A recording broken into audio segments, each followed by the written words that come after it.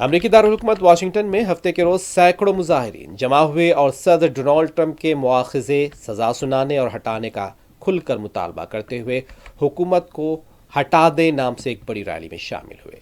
اس rally کا اہتمام grass root group coalition نے کیا تھا۔ ریلی میں ٹیکساس کانگریس ایم پیز اور پولیس آفیسر جیسے مقررین سمیت کئی اہم شخصیات شامل رہیں۔ اس کے علاوہ مقبول بتایا جا رہا ہے کہ کئی آرٹسٹوں نے بھی اس میں حصہ لیا۔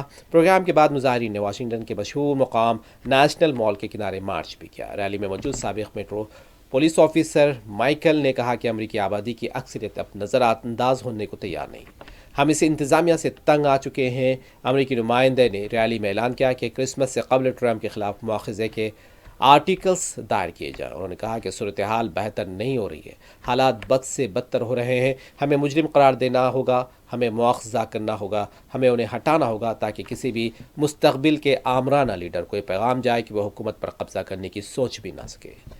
اس ریلی کو ٹرمپ انتظامیہ کے خلاف بڑھتے ہوئے عدم اطمینان کا ایک اور بڑا مظاہرہ قرار دیا جا رہا ہے۔ مظاہرین نے واضح کیا کہ وہ اب تبدیلی چاہتے ہیں، انتظامیہ کی ہدایت سے ناخوش ہیں۔ امریکہ میں کسی صدر کے عہدے سے ہٹانے کا عمل 3 مراحل سے گزرتا ہے، جس میں مواخذہ، مجرم اور ہٹانا شامل ہے۔ مواخذے کا مطلب یہ ہے کہ ایوان نمائندگان ہاؤس آف ریپریزنٹیٹیوز باضابطہ طور پر صدر پر الزامات عائد کرتا ہے۔ اس کے بعد معاملہ سینیٹ میں جاتا ہے، جہاں ضروری تعداد میں قانون ساز مجرم قرار دیتے ہیں تو اسے سزا کہا جاتا ہے۔ سزا سنانے پر آخری مرحلہ برطرفی ہے، یعنی صدر کو فوری طور پر عہدے سے ہٹا دیا جاتا ہے۔ یہ عمل امریکہ میں نایاب ہے اور اسے سیاسی طور پر انتہائی حساس سمجھا جاتا ہے۔